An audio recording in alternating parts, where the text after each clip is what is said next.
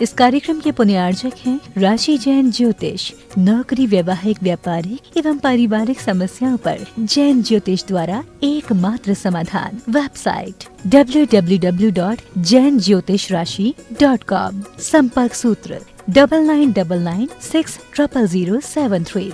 माता पिता श्रीमान रूपचंद जी जैन, श्रीमती कमला जैन, दिनेश जैन, रेखा जैन, दिवेश जैन, दिशा जैन, गंगवाल परिवार, प्रवासी मुंबई, निवासी ब्यावर।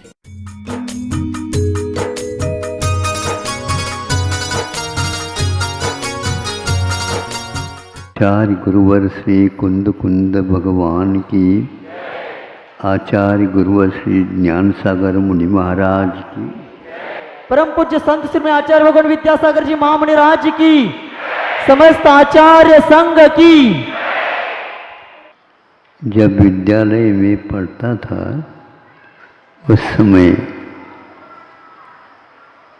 हितोपदेश संबंधी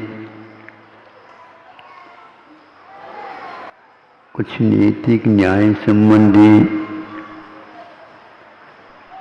राज्य शासन संबंधी आदि वर्णन नीति के बाहुल्य के साथ किया गया था। प्रासंगिक उनमें से एक पंक्ति, यथा राजा तथा प्रजा, यथा प्रजा तथा राजा, यह उक्ति आज धूमिल सी हो गई है। धूमिल का अर्थ होता है अग्नि तो है, लेकिन अग्नि का दर्शन न हो करके उसमें से केवल धुआं का दर्शन हो रहा है। ऐसी स्थिति में भारत का इतिहास क्या होगा आप समझ सकते हैं। राजा का कर्तव्य क्या था और प्रजा उस समय क्या करती थी। राजा की यदि कुछ प्रशंसा का समय है, मुक्त कंठ से करती थी और बहुमूल्य रत्नों का, बहुमूल्य वस्तुओं का जो अपने लिए उपलब्ध हैं, किंतु उनको भी हे राजन ये सब आपकी संपदा है, जब हम ही आपके हैं तो संपदा हमारी हो ही नहीं सकती। आप सुन रहे हैं? हाँ, इसीलिए उस समय घरों के बाहर जाते हैं उस समय में भी ताला नहीं लगता था, चोरी चपाटी नहीं होती थी। और क्या, किंतु जब राजा की कोई कमियां होती थी तब प्रजा उनको विशेष रूप से नम्रता के साथ बात रखती थी। उसके लिए वे बाध्य हो करके उसको छोड़ने का प्रयास करते थे। इसका अर्थ ये नहीं है प्रजा हमेशा हमेशा राजा की ही बात माने, किंतु राजा को भी प्रजा की बात मान्य होती थी। इसका अर्थ उस समय जनता कितना प्रबुद्ध और कितने स्वार्थ से रहित जीवन जीते थे। तब कहीं जाकर के जनता का हित होता था और आज वह उसका इतिहास है।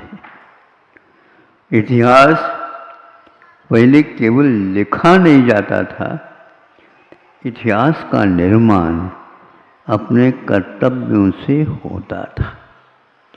कर्तव्य परायणता इतिहास को हमेशा हमेशा सजीव बनाती रहती है।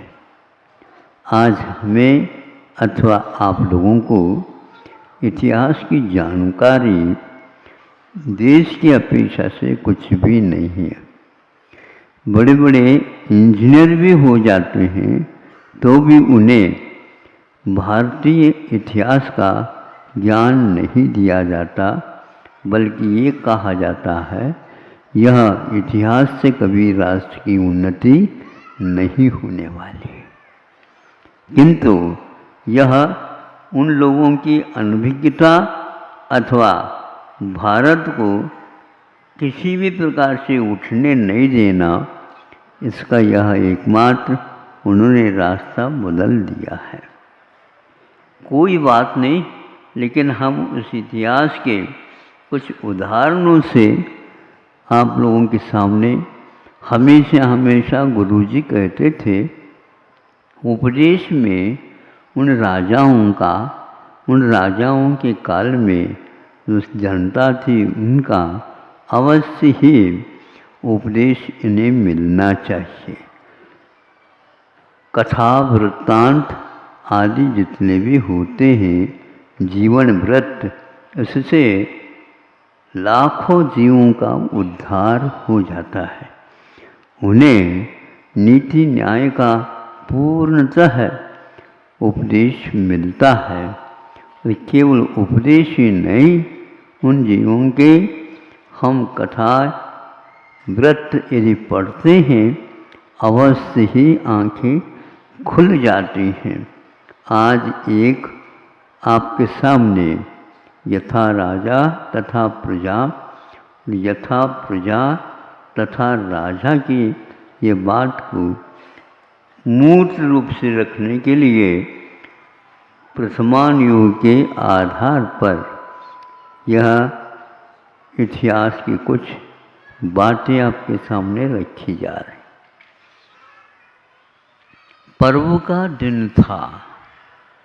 पर्व का एक दिन नहीं, 2 दिन नहीं, 3 दिन नहीं, पर्व के 10 दिन होते हैं।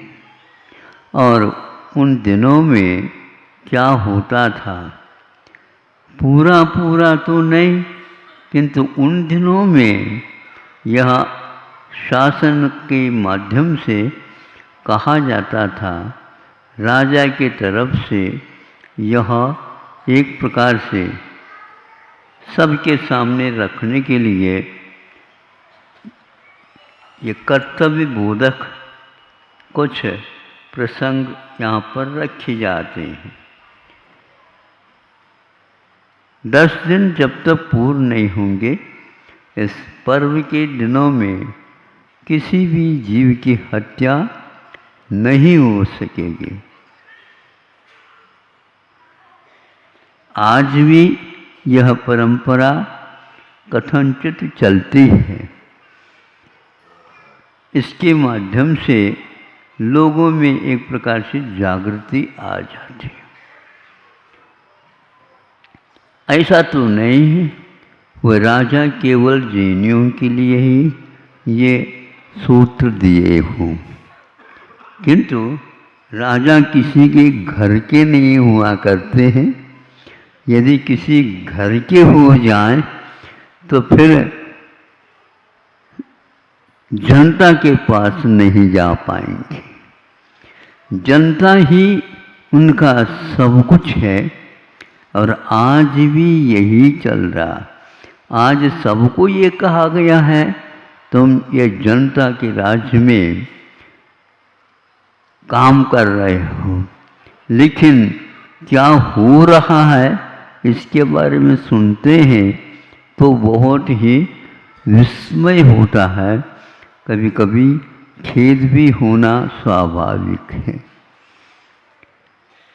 जब ये जनता के सामने गए प्रसंग,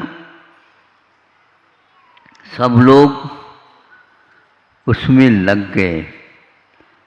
और केवल जैन ही थे ऐसा तो नहीं है, और हिंदू भी थे ऐसा ही नहीं है। सभी प्रकार की जनता में वह प्रचलन था, उसका पालन करते थे। सबके लिए राजा की आज्ञा है तो राजा को एक प्रकार से भगवान के समान उस समय माना जाता था। आज भी परंपरा यही है कि वैद्य राजवैद्य यदि आते हैं तो उनके सम्मान में हमेशा हमेशा राजा से कम आदर नहीं दिया जाता। राजा के बराबर ही उन्हें ये राज वैद्य हैं, क्योंकि वैद्य के बिना आरोग्य की रक्षा नहीं हो सकती। रोग होते हैं तो उनको दूर करने के लिए सही सही दवाई जो कि शाकाहार का समर्थन करते हैं तो निर्माण करते हैं और जनता को आरोग्य का लाभ देते हैं। यह हो रहा था, एक एक दिन निकल रहे हैं और इसी बीच में एक घटना घट गई। वह घटना यह थी, वो मंत्री महोदय आकर के उस घटना को सुनाता है, क्योंकि उस 10 दिन में हिंसा का, हत्या का किसी पशु का भी नहीं हो। इस आज्ञा का पालन करना हो रहा है क्या नहीं, इसको देखने के लिए सारे के सारे राजदूत वगैरह लगे हुए थे। तो मंत्री ने आकर के ये कहा, राजन एक घटना घट गई। क्या घटना घट गई? आपकी आज्ञा का उल्लंघन हुआ है और आपने जिसका निषेध किया था उसका या विधान हो गया, किसी को ज्ञात नहीं हो सका, लेकिन फिर भी वह छुप नहीं सका। क्या हुआ है? यही है कि हत्या हो गई, एक पशु की या एक बकरी की या और किसी पशु की। यही राजा ने कहा, ये कहने के लिए क्यों आए हैं? उसको तो पहले से ही हमने कहा था, इसका उल्लंघन कोई करेगा तो उसे प्राण दंड दिए बिना छोड़ा नहीं जाएगा। हाँ, इसलिए तो आया हूँ प्रभु, वो प्राण दंड तो देना है, क्योंकि यह आज्ञा आपकी है और आपने बहुत समझ करके ही यह आज्ञा पारित की है। किंतु आप सुन रहे हैं? हाँ, ये किंतु क्या बता रहा है? किंतु हत्या हो गई, ये बिल्कुल ठीक है, किंतु हत्यारे कौन हैं? प्रभु, हम बताने में संकोच हो रहा है। संकोच क्यों करते हो? पालन करने के क्षेत्र में, प्रयोग के क्षेत्र में ये कोई बातें नहीं चलेगी, ये तो पूर्ण करना ही होगा। बताओ, बिना डरे, बिना संकोच के। फिर वह धीरे से बोलता है, राजकुमार के माध्यम से ये घटना घटी है। क्या कहा? पहले उसको ले जाओ, जो जिस नियम के अनुसार उसका प्राण दंड का कार्य पूर्ण करना है उसको पहले करो। गए, उनको पकड़ करके ले गए जहाँ पर उन्हें प्राण दंड देना था, उस स्थान तक। किंतु वो कौन करेगा कार्य? नियुक्त पहले से किए गए हैं। हाँ, तो चांडाल होता है, वह रत्नकरंड श्रावकाचार्य में उसका एक प्रकार से बहुमान के साथ स्वामी समंतभद्र महाराज जी ने नामोल्लेख किया है। यमपाल चांडाल इसका नाम था,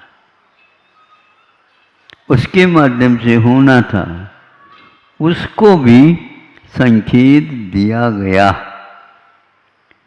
महाराज, जिसके माध्यम से ये कार्य होना था वह व्यक्ति अभी आया नहीं। क्या कहता है, क्यों नहीं आया? उसको इसी बात की नियुक्ति दी गई है, उसको पहले जल्दी बुलाओ। तो वह आया। उसका थोड़ा सा घुमावदार यह उसकी कथा है।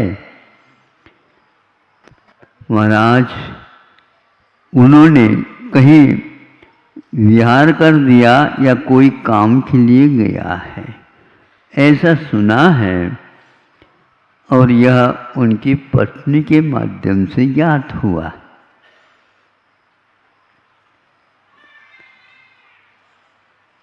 पूछ लो सही सही कौन से गांव के लिए गया, यहीं पर यदि है तो उससे काम कराया जा सकता है। जब पत्नी को पूछा गया है तो पत्नी तो कहती है, हाँ गांव तो गया है लेकिन अभी गया नहीं घर में विचमान। अरे, राजा की आज्ञा का पूरा पूरा उल्लंघन है। तो जैसे राजकुमार ने आज्ञा का उल्लंघन कर दिया और इसके लिए आपको नियुक्त किया गया है और वह यहीं पर है। उनको कहा गया तुम्हारे लिए बहुत संपदा मिलेगी और तुम उनके बारे में कुछ नहीं कह रहे हो। तो इसमें लोभ में आकर के पत्नी ने कह दिया सब। ये जाकर के राजन ने राजा को बता दिया कि ऐसा ऐसा है। सुनो, उसको तो राजकुमार को भी देना ही है दंड, किंतु इसको भी दंड देना है। कहाँ क्या करना?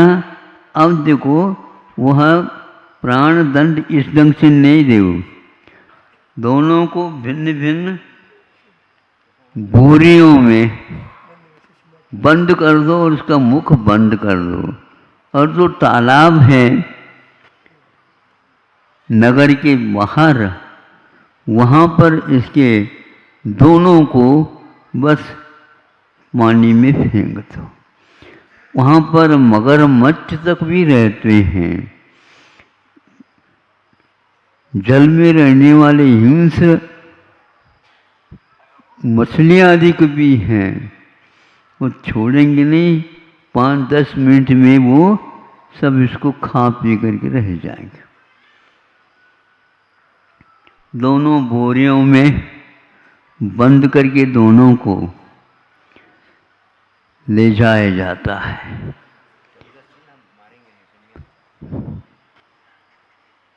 अब जब उनको पहले सर्वप्रथम राजा का आज्ञा का उल्लंघन करने वाले राजकुमार को फेंक दिया गया, इसको देखने के लिए पूरी जनता आ उपस्थित हुई। हमारे राजा यथा प्रजा तथा राजा भी है और उनके लिए दंड व्यवस्था दी गई है। आज भी दंड व्यवस्था है बंधुओं, और पहले भी थी। किंतु क्या होता है, यह लोकतंत्र में, राजतंत्र में क्या होता है और लोकतंत्र में क्या होता है, प्रत्येक व्यक्ति ही आज राजा है, क्योंकि राजा का चुनाव, मंत्रियों का चुनाव जनता के ऊपर आधारित है। और आप देखते होंगे 1 महीने जो आचार संहिता लगती है, उस समय सारे के सारे नेता लोग हाथ जोड़ करके गरीब से गरीब के आंगन तक पहुंच जाते हैं। वह सोचता होगा 5 साल के बाद आया है ये नेता, पहले चुनाव में इसको जितवाया था और आज भी इसी को जितवाने के लिए वह स्वयं आया है। हमें तो आप जानते तो होंगे, आपकी ही कृपा से 5 साल बहुत बढ़िया कार्य के साथ ये निकले हैं। ये अभी कुछ अधूरे कार्य हैं, उनको पूर्ण करना है और आप इसमें अवश्य ही हमें भूलेंगे नहीं। हाँ हाँ, बिल्कुल नहीं, बिल्कुल भूलेंगे नहीं। हम आपसे भी नोट लेंगे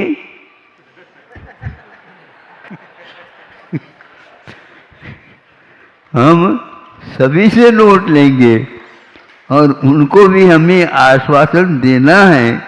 क्योंकि वह योग से उनकी चुनाव हो गई तो वो मिलेंगे, योग से आप आ गए हैं तो आप मिलेंगे। यदि दोनों आ जाएं तो फिर कहना ही क्या। मंत्रिमंडल में अवश्य आप आएंगे और हमारे कार्य आप अवश्य ही पूर्ण करेंगे। किंतु राजकुमार की बूढ़ी को तो 10 मिनट नहीं लगे, सारे हिंसक प्राणियों के द्वारा उसका भक्षण हो गया। जो भावी राजा होने वाला था उसकी यह दशा है। इसलिए प्रथमान योग को यानी इतिहास के रूप में लिखे गए हैं, उसकी प्रसिद्धि को आप लोगों को पढ़ना है और एकांत में बैठ करके सोचना है। यदि यही आप रामराज चाहते हो तो कौन रावण है और कौन राम है, इसकी पहचान को आपको करना ही होगा। इसकी पहचान यदि आप नहीं करते हैं तो रविवार के दिन यह प्रवचन रखना क्या अर्थ रखता, हमें बताओ। केवल हम लकीर के फकीर न बने, केवल हम इतिहास पढ़ो तो इतिहास पढ़ लेते, इससे कुछ नहीं बोला कि आज इतिहास की स्थिति क्या हो रही है, इतिहास हो रही है। यानी उसको पढ़ने से हंसी आती है कि भारत की दशा आज क्या है।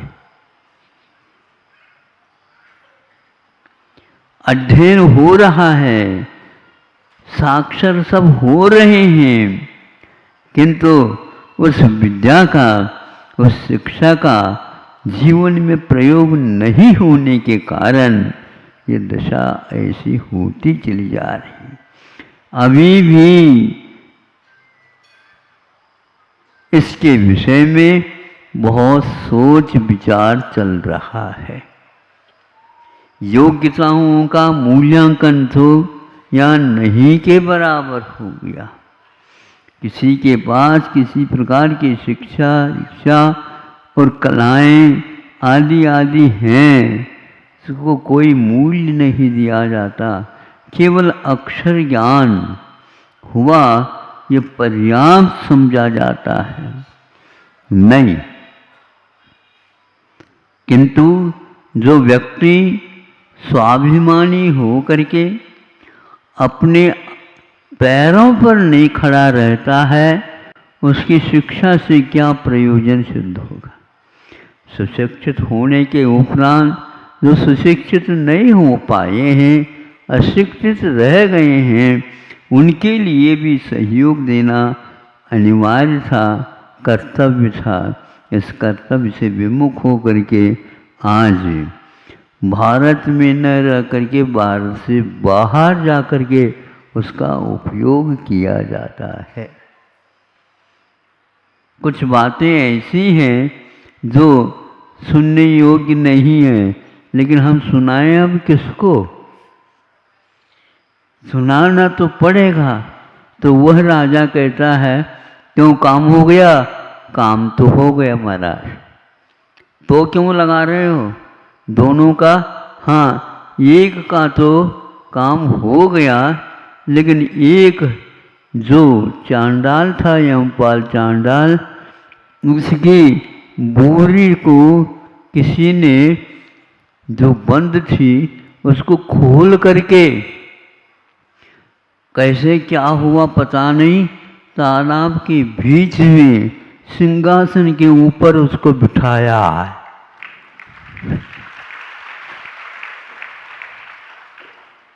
अब राजा घबरा गया, सिंहासन के ऊपर रखा है? हाँ, किसने रखा? यहाँ पर जनता में कोई बात नहीं सुनी, लेकिन ऊपर से इस चुनाव में उसको जिताने के लिए आए हैं और पूजा हो रही है उनकी। क्या कह रहे हो ये? उनको भी समाप्त करने के लिए हमने कहा था, हम करने के लिए उनको भी पटक दिया गया था, लेकिन वह उसने मृत्यु न पा करके, उसके लिए देवों ने आकर के पूजा की है और परिक्रमा लगा रहे हैं। और हमारा भी क्रम आएगा तो हमें भी परिक्रमा लगाना है। ऐसा संभव नहीं हो सकता। कैसे नहीं संभव हो सकता? क्योंकि उसने चतुर्दशी के दिन व्रत लिए थे कि मैं चतुर्दशी के दिन किसी भी प्रकार की हिंसा का कार्य नहीं करूँगा।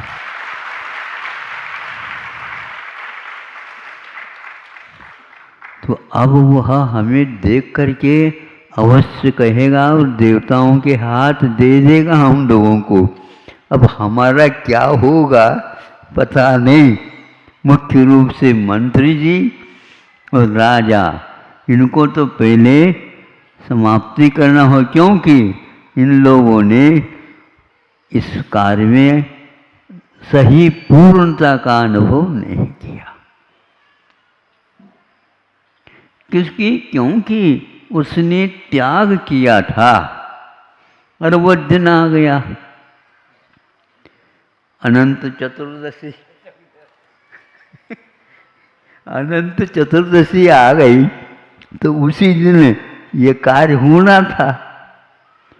राजा ने आकर के जब देव लोग उसको पूछ रहे हैं तो वो हाथ जोड़ दिया और कहा, मेरी गलती हो गई, आपकी कोई भी इसमें गलती नहीं है।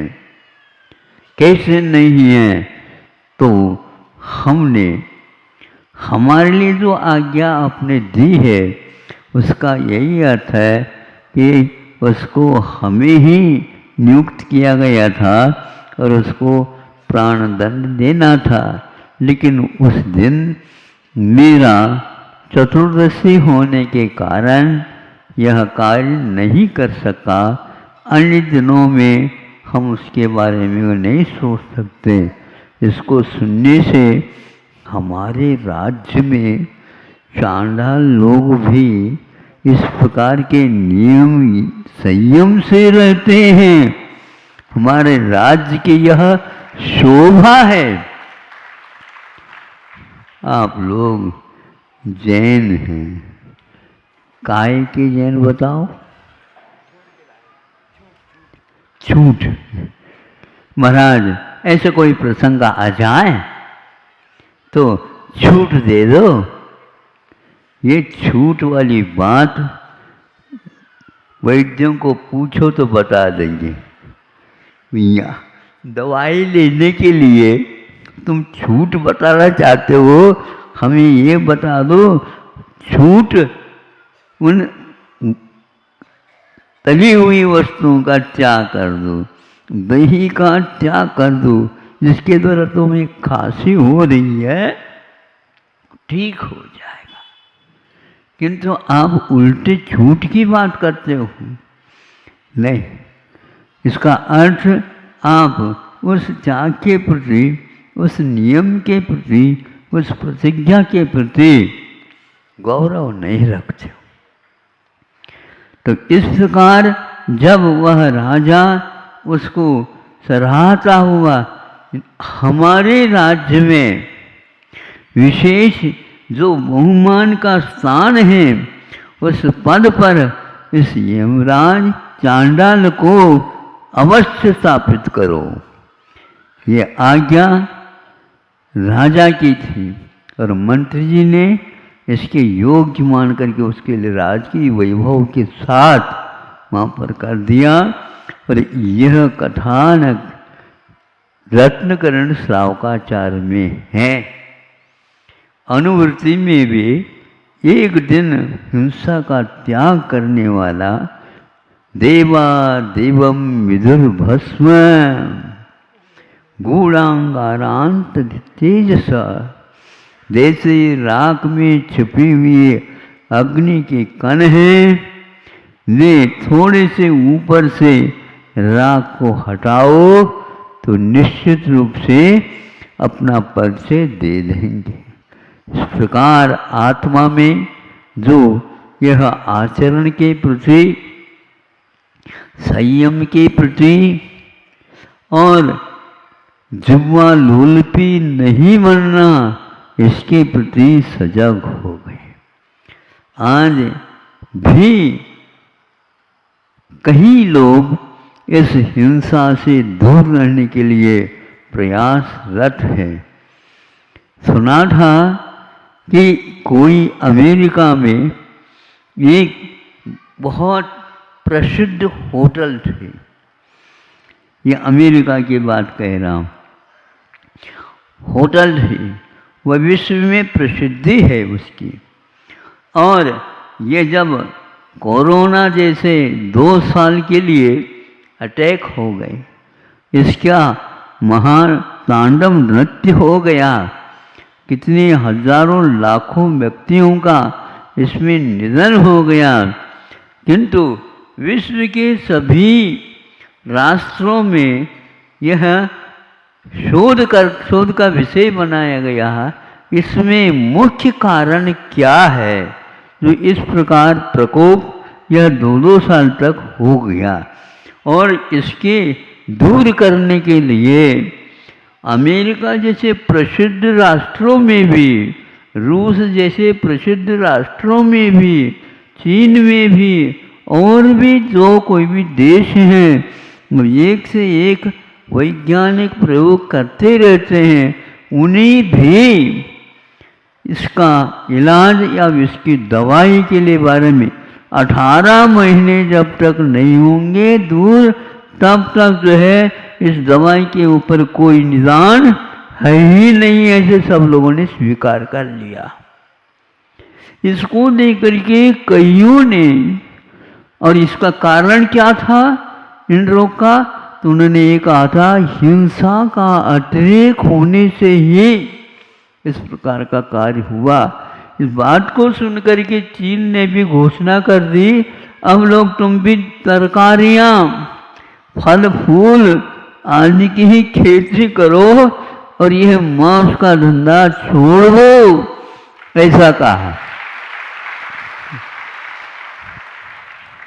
उससे पहले ही भारत ने शाकाहार के लिए आह्वान किया।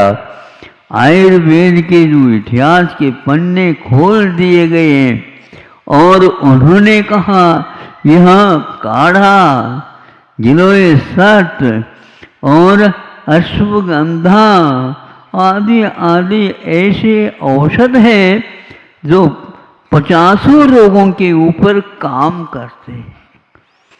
उसका प्रचार प्रसार और प्रयोग करके सब लोगों तक इसकी अच्छी एक प्रकार से पैसे के बदले में कुछ नहीं लेना चाहा, किंतु जिसकी क्षमता नहीं है उसको मुफ्त दे करके भारत ने यह काम करके दिखाया। और आज भारत ने एक बहुत अच्छा कदम उठाया है। जैसे एलोपैथी के डॉक्टर्स हैं, उसी प्रकार आयुर्वेद के भी वैद्यों को यह सारे शल्य चिकित्सा आदि कर सकते हैं, ऐसे अनुमति भी दी है।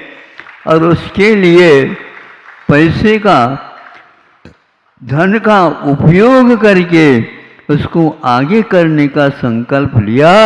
ये इस युग में एक प्रकार से हिंसा का निरोध करने के लिए कदम कहे जा सकते हैं। हाँ, ऐसे होने से आज हजारों नहीं लाखों बच्चे उस परीक्षा को देने में अपने आप तैयार हो गए हैं। और यहाँ तक कि बच्चे उस परीक्षा में पास होने के उपरांत वह एलोपैथी की ओर न जा करके कई बच्चे उसके लिए आयुर्वेद की शरण में जा करके पढ़ने की प्रतिज्ञा कर रहे हैं। इसको सुन करके ऐसा लगता है इतिहास आज खरा उतर रहा है। आज ये वो ग्रंथ नहीं रहते आयुर्वेद के, तो शाकाहार, मांसाहार का त्याग और दवाइयों में कोई भी मांस का संबंध नहीं रखना, ये अपने आप नहीं होता, किंतु राजा के यानी मंत्रियों के कहने से ये कार्य आज भी हो रहे हैं और प्रेरणा दी जा रही है। तुम अच्छे ढंग से मेहनत करो और उसके माध्यम से शोध आदि भी कर सकते हो। यहाँ सब लोगों की धारणा बनती चली जा रही थी कि आज एलोपैथी के बिना शल्य चिकित्सा कोई नहीं कर सकता। शल्य चिकित्सा काटा चीरा फाड़ी से ही सब होता है, ऐसा नहीं है। बिना चीरा फाड़ी के भी ऐसे रास्ते हैं जिसके माध्यम से वो गांठ जो कैंसर के हैं उनको भी गलाया जा सकता है। ऐसे भी इतिहास में लिखी हुई पंक्तियां हैं। उन सबको ताज़ा बनाने के लिए, उन सबको आज लिखा हुआ ऐसे समझ करके बहुत सारे लोगों का कदम इस ओर बढ़ रहे हैं और भी आगे बढ़ेंगे। इसलिए बच्चों को इस दिशा में बहुत अच्छे ढंग से सोच लेना चाहिए और इन ग्रंथों के सूत्रों को सुरक्षित रखने के लिए तिलक लगा करके रखना नहीं, किंतु प्रयोग में लाने का अवश्य ही प्रयास करना चाहिए। और जो व्यक्ति अस्पताल चिकित्सालय बनाना चाहता है उसके लिए आयुर्वेद संबंधी महाविद्यालयों को खोल करके आगे आना चाहिए और अन्य राष्ट्रों के लिए भी इससे प्रेरणा मिल सकती है। बाहर देश से बाहर वाले भी इस विद्या को, इनका चिकित्सा को सीखने के लिए आतुर है और उन सब जो अभी भी भारत से बाहर जा कर के इसके बारे में कह रहे हैं उनके लिए भी प्रोत्साहन देना चाहिए, किंतु यहाँ पर भी उससे भी बढ़ कर के काम कर लेना चाहिए। इस प्रकार उस राजकुमार के प्राणदंड का इतिहास ऐसा बना कि ऐसा आदर्श राजा होना चाहिए और उस समय होते थे। अपने घर की बात छुपाने के लिए आप लोग सब कुछ भरसक प्रयास करते हैं, न दूसरे को फंसाने का भी दांव खेलते हैं, किंतु राजा ने कहा कि नहीं, ये काम तो नहीं होगा। अब राजकुमार के बिना राज किसको दिया जाएगा? अरे ऐसे त्याग तपस्या के व्यक्ति रहते हैं जिनको इस ओर प्रेरित किया जाना चाहिए और प्रशिक्षित भी कर देना चाहिए। तो इस प्रकार का यहाँ पर आप लोगों के द्वारा भी हथकरघा इत्यादि के माध्यम से जो कदम उठाया है ये बहुत ही सराहनीय है। सबको उनको जो अपने पैरों पर खड़े नहीं हैं उनको शाकाहारी बना करके और उनको इस रहस्य को समझा करके परिश्रम तो वो करते ही हैं, किंतु इसमें अपने पूरे परिवार का निर्वाह हो इस अपेक्षा से वो सारे सारे कई लोग शाकाहारी बन करके अपने कार्य करने को तैयार हैं। और यहाँ पर यहाँ कार्य प्रारंभ हो गया है और आवेदन पत्र भी पहुँचे गए हैं। उन पत्रों की संख्या देखने से ऐसा लगता है आप लोग इसमें व्यवस्था में पीछे रह जाएंगे, लेकिन सैकड़ों का यहाँ पर उस महोत्सव जैसे देख करके कई लोग आएंगे। उनकी व्यवस्था को भी आपको देखना है। बरसात यद्यपि रुक सी गई है लेकिन फिर भी वहाँ कभी भी आ सकती है, इसलिए आगत सभी जनता का आप लोग सुव्यवस्थित करेंगे। महाराज हम खूब इसी में लगे हुए हैं, बहुत अच्छी बात है। कर्म नहीं करो ऐसा नहीं, जो कर रहे हैं उसके लिए भी सहयोग अपेक्षित है।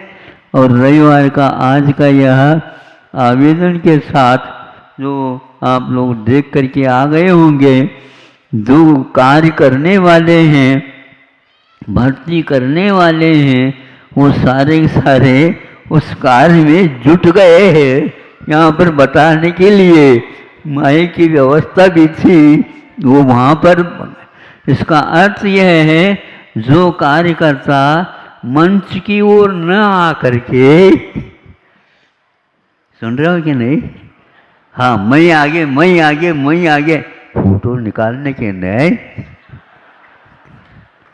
ऐसे जो है व्यक्तियों की आप लोगों को स्मृति आना चाहिए। देखो वो रात दिन इसमें लगे हैं और इस कार्य को करने के लिए, सफलता के साथ पूर्ण करने के लिए ये उत्साह सराहनीय है। और वो सारे के सारे जितने भी महिलाएं होंगी उन्हीं के 5 प्रशिक्षित होंगे। और पुरुषों का यदि क्रम आएगा उस समय पुरुषों के लिए भी यह व्यवस्था की गई है, उनके लिए भी प्रशिक्षकों की आवश्यकता है। पहले से ही ब्रह्मचारी लोग खड़े हैं महाराज, हम तो अनेक प्रशिक्षकों को लाएंगे, हमारे पास यह व्यवस्था है।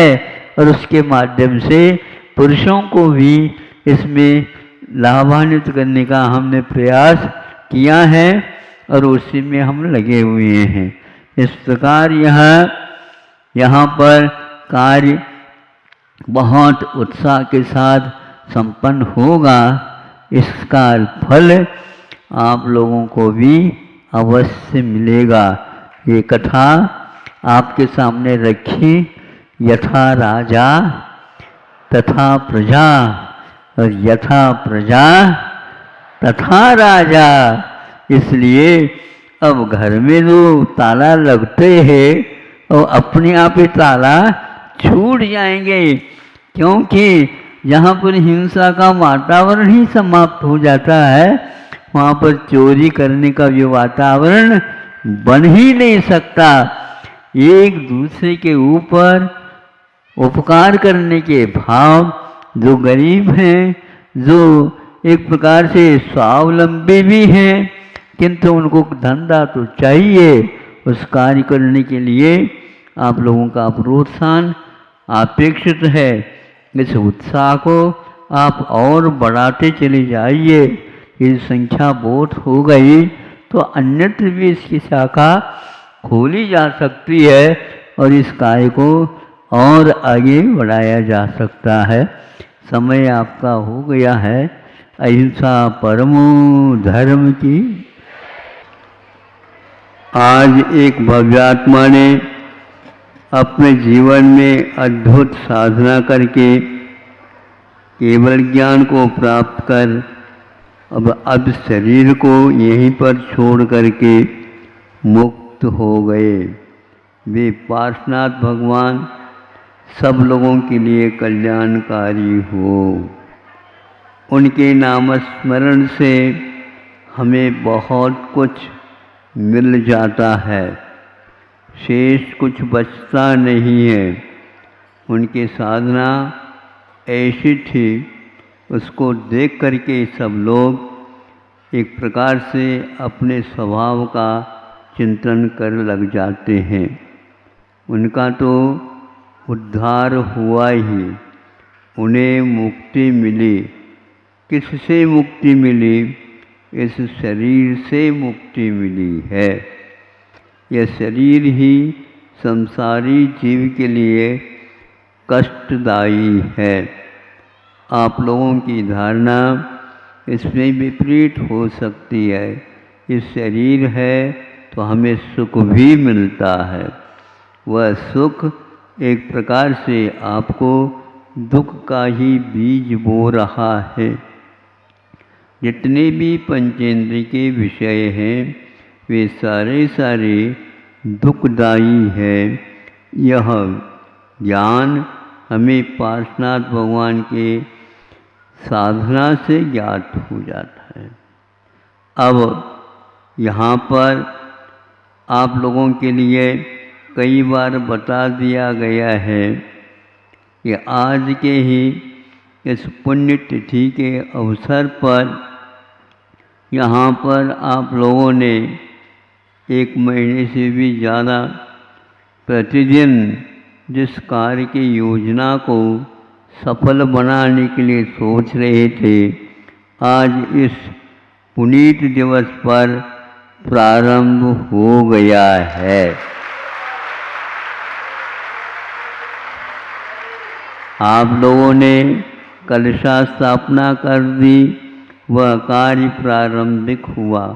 उसी समय से ये प्रतिज्ञा करके यहाँ के परिसर में रहने वाले सज्जनों ने ये विचार किया, हमें इस पुनीत क्षेत्र पर और पुनीत दिवस पर ये कार्य प्रारंभ करना है। तो अभी भर्ती करने का कार्य प्रारंभ हो गया है। अब इसके लिए आवेदन पत्र सैकड़ों आ गए हैं। सैकड़ों का मतलब क्या होता देखो, अभी उसमें से 20-25 मेंबर सदस्य यहाँ पर आए, उसके माध्यम से ये कार्य प्रवेश करने का कार्य प्रारंभ हो गया। इसका अर्थ यह है, आप माला फेर लीजिए और जल्दी जल्दी जिन्होंने आवेदन पत्र भरा है उन सबको यहाँ पर बुला लिया जाए। यहाँ के कमेटी, यहाँ के वह संस्था के संचालक कहो दो, वो इसमें रात दिन लगे हुए हैं। उन तक अपना संपर्क स्थापित करके उन्हें प्रोत्साहित किया जा रहा है और इस कार्य से बहुत सारे पुरुष वर्ग और महिला वर्ग लाभान्वित होंगे। उस लाभान्वित में आप सब लोगों का तन से, मन से, वचन से और जो कोई भी शक्ति आपके धन से लगा करके इस कार्य को एक बार प्रारंभ करना ही है। ये हो जाएगा तो एक प्रकार से क्रांति से आएगी। हमारा कर्तव्य अपने जीवन में क्या है और अगले जीवन के लिए भी हमें क्या भूमिका बनाना है, कौन से बीज बोना है। आषाढ़ में धरती को तैयार करता है किसान, श्रावण में उसकी बोनी हो जाती है, फिर फसल अपने अपने अवधि के अनुसार तैयार करके उसको घर तक पहुंचाया जाता है अथवा खलियान तक पहुंचा दिया जाता है। इसी प्रकार इस कार्य को सफल करके इन लोगों को अपने अपने परिवार के साथ अपने पैरों के ऊपर खड़े होने का अवसर इससे उनको अवश्य मिलेगा। प्रभु से प्रार्थना करता हूँ, यह प्रायोगिक कार्य बहुत ही दुर्लभता से यहाँ पर हुआ है। प्रवचनों में, उपदेशों में, लेखमालाओं में तो हम ये कार्य बहुत बार कर चुके हैं, लेकिन उससे कुछ भी नहीं होता, क्योंकि जिस व्यक्ति के लिए आप धार्मिक बनाना चाहते हो तो उनके लिए योग्य जीवन में जो आवश्यक है उनको भी प्रदान करना होगा।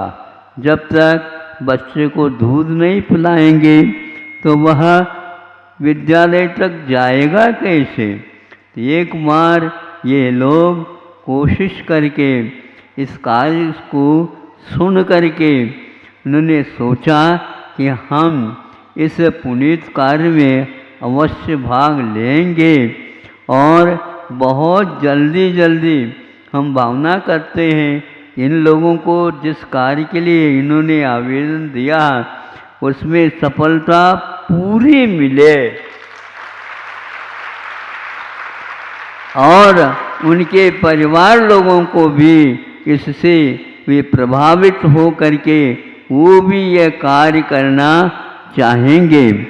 एक उदाहरण के लिए हमारे पास ये जबलपुर मड़ियाजी में कुछ लोगों को प्रशिक्षित होने के लिए बुला लिया गया था और उनमें से एक दो व्यक्ति ऐसे तैयार हुए, वे आज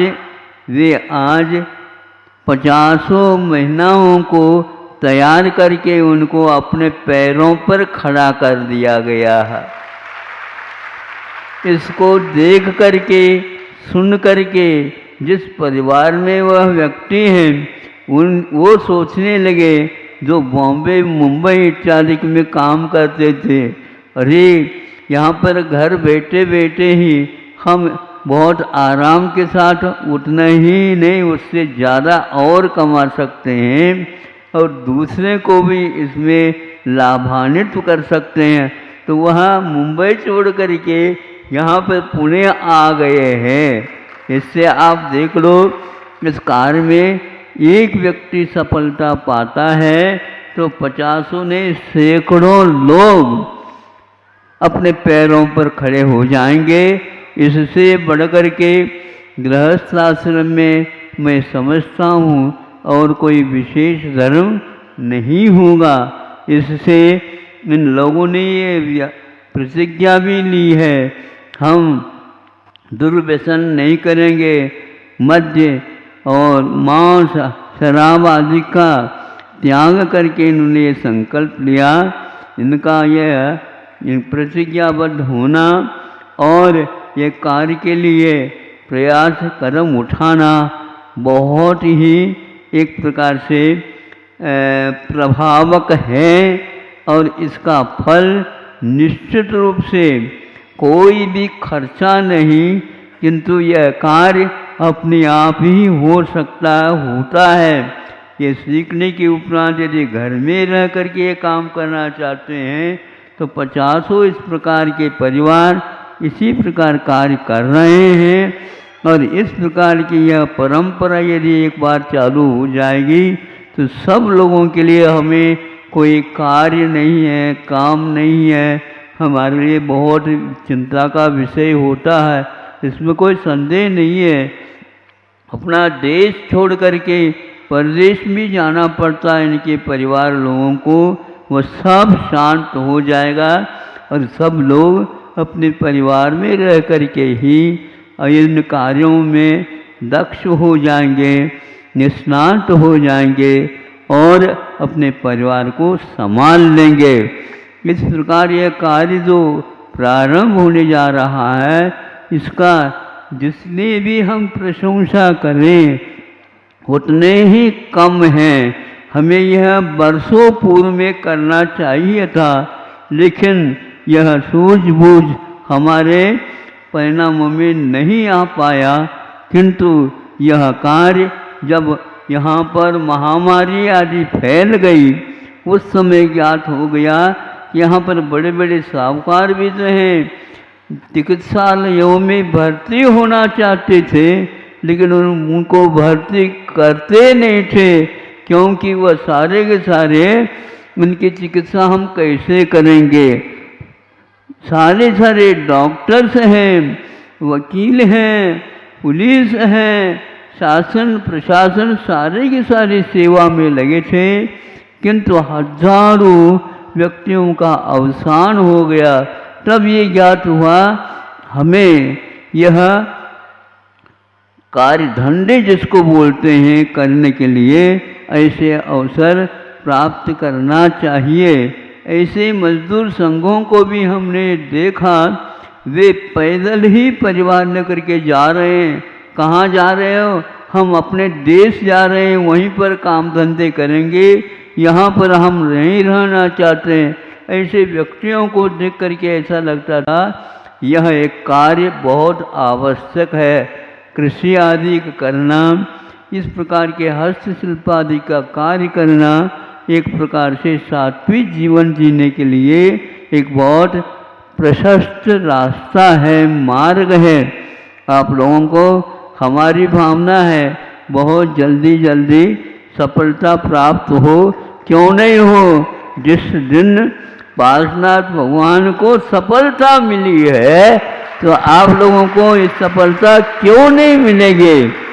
उनके इस अच्छे क्षेत्र का यही एकमात्र महाप्रभाव है, हमें यहाँ तक बुलाया और ये काल प्रारंभ हो गया।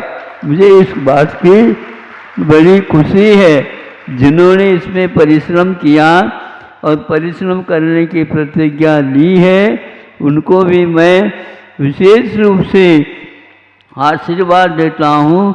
तो इस प्रकार का आदर्श काम आप लोगों ने प्रारंभ किए। मैं तो केवल प्रवचन दे करके ही खाली बैठने वाला हूँ, लेकिन आप लोगों ने इसको मूर्त रूप दे दिया। इसके लिए मैं बार बार आप लोगों के लिए आशीर्वाद देता हूँ। बार बार का एक बार भी आशीर्वाद पर्याप्त होता है। इसी प्रकार कार्य करने की दक्षता रखने वालों की संख्या भी बढ़नी चाहिए। इनको यदि भर्ती कर रहे हो तो उससे पहले आप लोगों को सब कार्यों से विराम लेकर के इसमें लगना है, और उस लगने से अवश्य इसमें सफलता मिलेगी। इतने ही कह करके आज का यह कार्यक्रम बहुत सुंदर हुआ और प्रभु के चरणों में पूजन हुई, दर्शन हुए, धारा हुई, बोलियाँ हुई और हाँ सब में शिखर की रचना हो गई। यह सब वहाँ पर परोक्ष से जो करते थे वह यहाँ प्रत्यक्ष जैसे लग रहा है। अहिंसा परमो धर्म की। इस कार्यक्रम के पुण्यार्जक थे राशि जैन ज्योतिष। नौकरी, वैवाहिक, व्यापारिक एवं पारिवारिक समस्याओं पर जैन ज्योतिष द्वारा एकमात्र समाधान। Website www.jainjyotishrashi.com। संपर्क सूत्र 9999600073। माता पिता श्रीमान रूपचंद जी जैन, श्रीमती कमला जैन, दिनेश जैन, रेखा जैन, दिवेश जैन, दिशा जैन गंगवाल परिवार, प्रवासी मुंबई, निवासी ब्यावर।